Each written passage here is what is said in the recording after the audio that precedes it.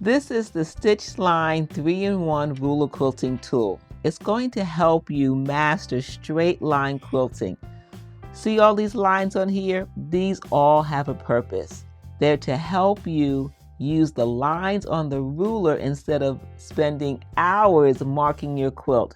These tabs that are 1/4 inch from the main section of the straight edge are key for being able to stitch different types of designs without marking.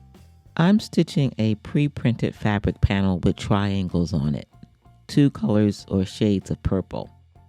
Right now, I'm using the tabs to stitch in the make-believe ditch. So I'm stitching around each triangle, stitching in between the light purple and the dark purple. I'm going to call that the ditch. All I need to do is match the edge of the tab with the ditch. You can see there, the edge of the tab is right in line with the ditch, right? So that's what I'm going to do. I'm going to stitch in the ditch around all the triangles. And for some of them, I'm going to go beyond that all the way to the edge of the panel, because I'm going to quilt the panel what I call improv ruler quilting. Once I start the panel with a structure, and that is stitching around each triangle, stitching in the ditch, I can then start quilting my 1/2 inch distance as different shapes appear from that. So this is the first shape. This is a triangle along the border or edge of the panel. So I quilted that first because that's where I was at. Now I'm traveling to stitch in the ditch around these triangles. Again, I'm using the edge of the tab. You can see it's lining up with the edge of the triangle, and I'm going to stitch to the corner. The reference lines on the ruler help with the needle position, because one of the best features of the STITCHLINE ruler is that I have needle reference lines that help me see where to stop the needle to get precisely in the corner. And that's what I'm doing. I can get to the corner of each triangle because I'm using those special reference lines. So you see how quickly I can stitch in the ditch around a triangle using the tabs? Yes, I could use the channel feature. For this video, I wanted to show you how I'm using the straight edge to stitch the entire panel. So we can decide from one project to the next which part of the ruler we want to use. And of course, that has to do with either what we're quilting or what we prefer.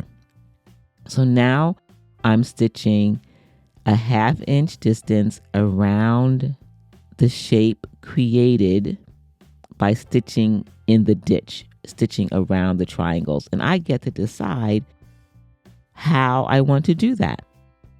Is it around multiple triangles? And the answer in this case would be yes. I'm stitching a 1/2 inch around these connected triangles.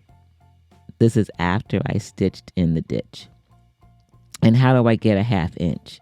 I'm using the reference line on the ruler. I don't have to mark it.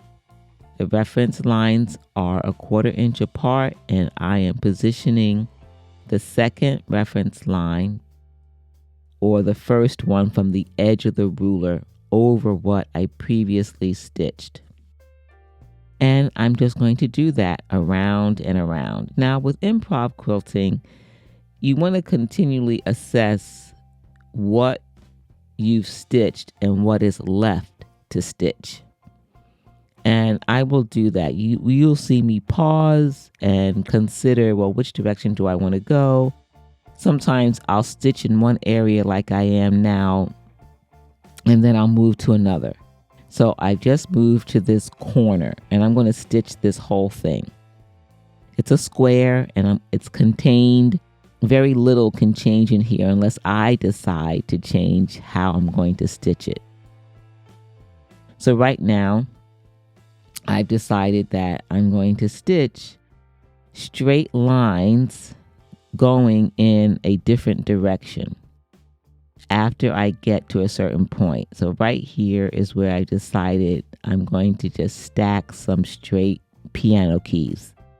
just to give a little different look in that square area. Now I'm going to the other side of those connected triangles and I'm doing my 1/2 inch echo. The consistency in this design is the 1/2 inch distance between lines. Do they have to be a 1/2 inch? Of course not. They could be a 1/2 inch, a 1/4 inch, 3/4 of an inch, a whole inch apart. That's the fun of improv quilting.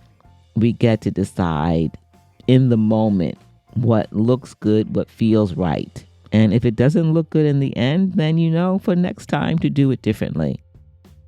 It's really free form quilting. I really enjoy it.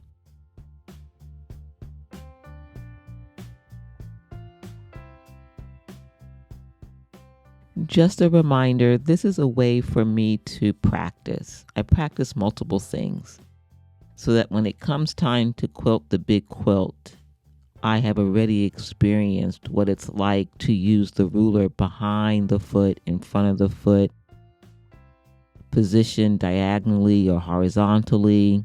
I've learned how to hold the ruler to get the results that I want. Am I using one hand or two hands? Where are my hands? How am I holding the fabric and the ruler together? So all these things are being practiced when I work on these fabric panels.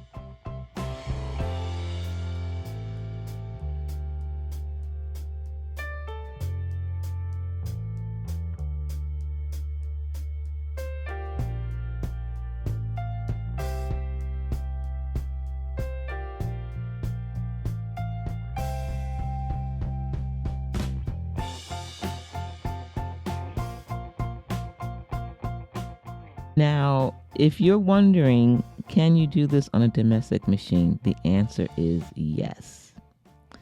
I stitch with this ruler on both home machine and this Bernina Q20 sit-down long arm.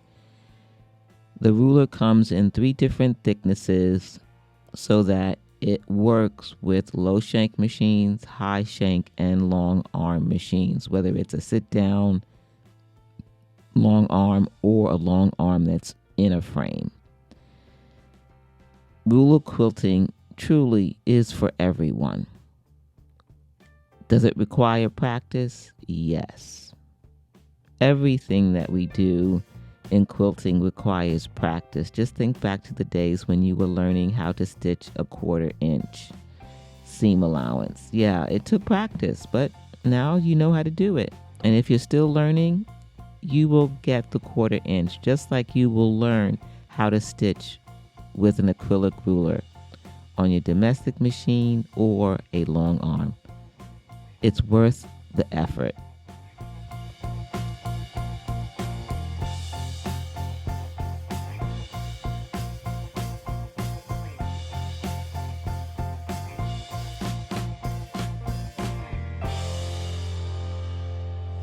The STITCHLINE Ruler Quilting Tool. It's a 3-in-1 tool to help you master the essentials of ruler quilting. If you and I are meeting for the first time, I'm Geraldine Wilkins, the Living Water Quilter. I love to help quilters go from frustration to fabulous with 2 techniques: finishing techniques, free motion quilting, and acrylic ruler quilting. This 3-in-1 tool is going to help you with the essentials of ruler quilting.